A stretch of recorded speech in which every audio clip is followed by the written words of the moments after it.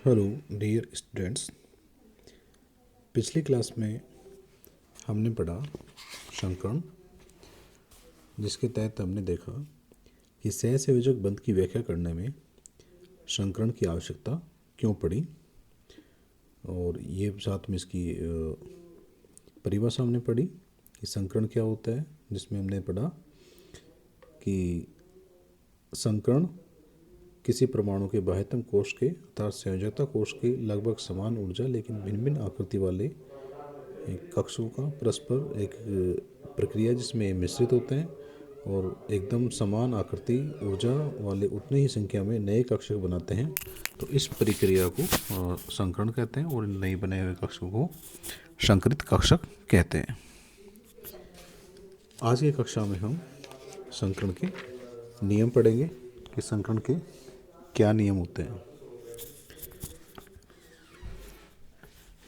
संकरण के जो नियम हैं उनमें से पहला नियम है कि संकरण में भाग लेने वाले कक्षक लगभग समान ऊर्जा स्तर पर उसी मुख्य क्वांटम संख्या वाले और उसी परमाणु अथवा आयन के होने चाहिए।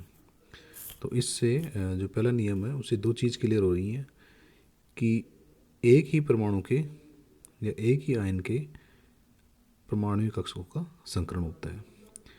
दूसरी बात कि ये कक्षक उसी मुख्य क्वांटम संख्या वाले होने चाहिए, जैसे NS और NP कक्षकों में संकरण होता है।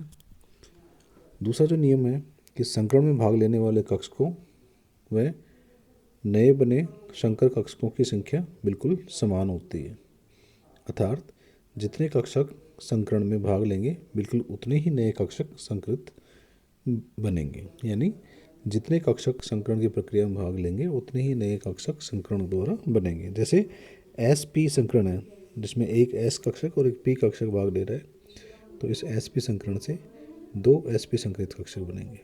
इसी प्रकार SP2 संकरण होगा जिसमें एक S कक्षक भाग लेगा और दो P कक्षक भाग लेगा, तो उसमें टोटल 3 संकृत कक्षक बनेंगे।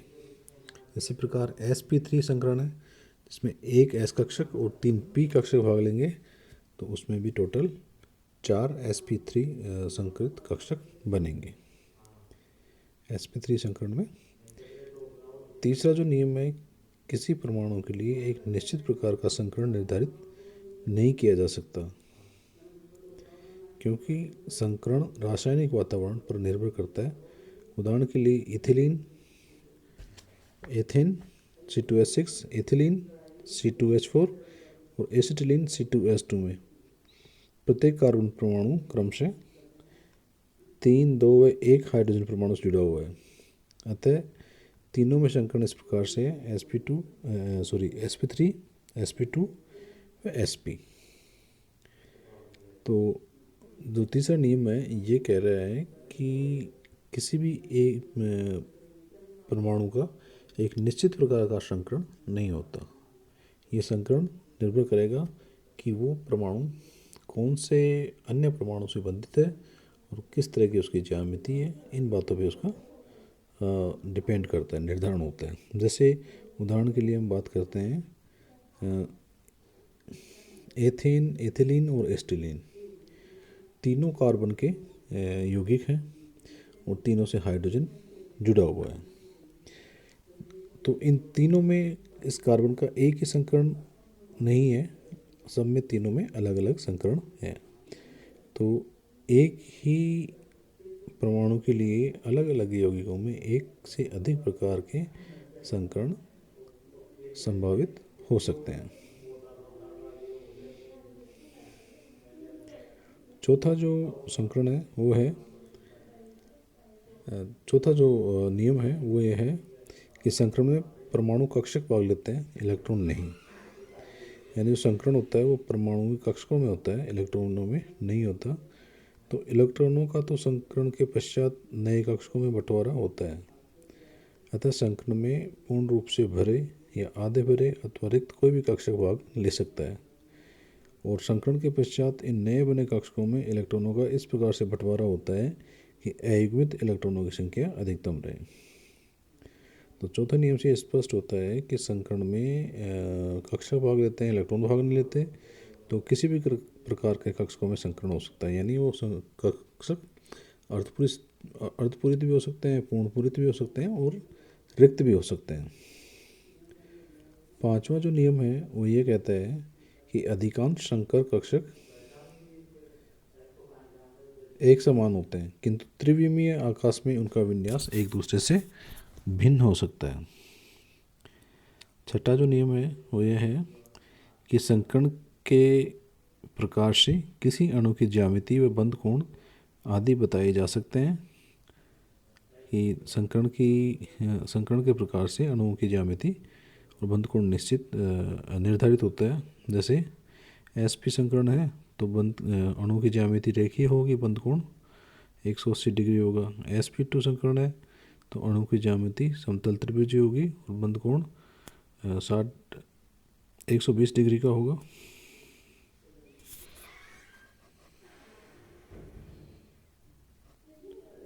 और यदि संकर्ण sp3 है तो बंध कोण 109 डिग्री 28 मिनट का होगा और ज्यामिति चतुष्फल की होगी। तो किसी भी अणु की ज्यामिति और उसके बंध कोण का जो निर्धारण है वो संकर्ण द्वारा होता है।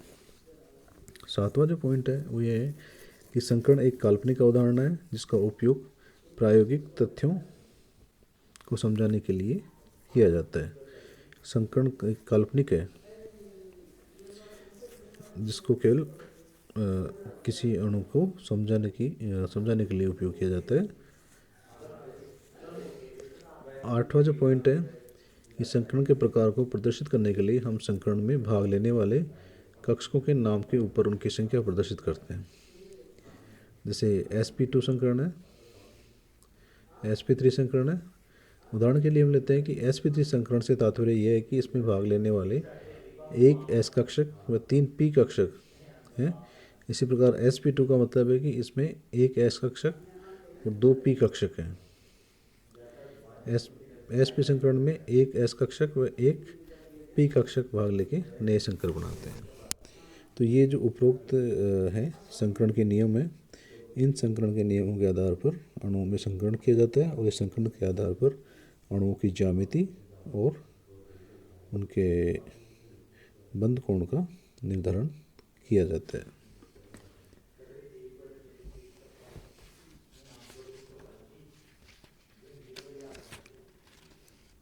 इसके आगे क्लास में हम पढ़ेंगे संकरण के प्रकार, various types of the hybridization. आप मेरे चैनल से जो नए वीडियो अपलोड करूं उनकी सूचना पाने के लिए इस चैनल को सब्सक्राइब कीजिए और वीडियोज़ को लाइक कीजिए ताकि आपको समय समय पर मेरे द्वारा डाले गए वीडियो की सूचना मिलती रहे। थैंक्स।